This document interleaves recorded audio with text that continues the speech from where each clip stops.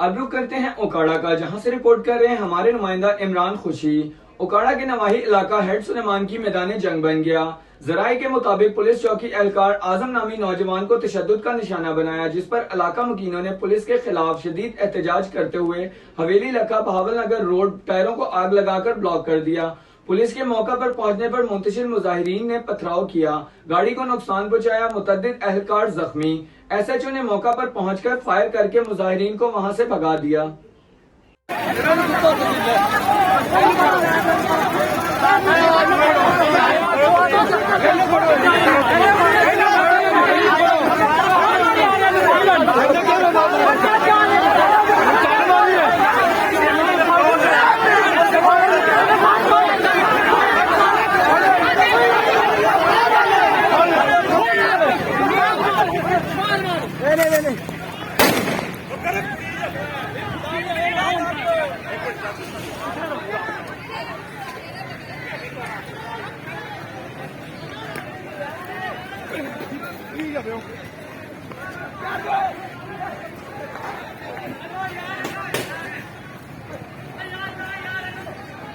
बस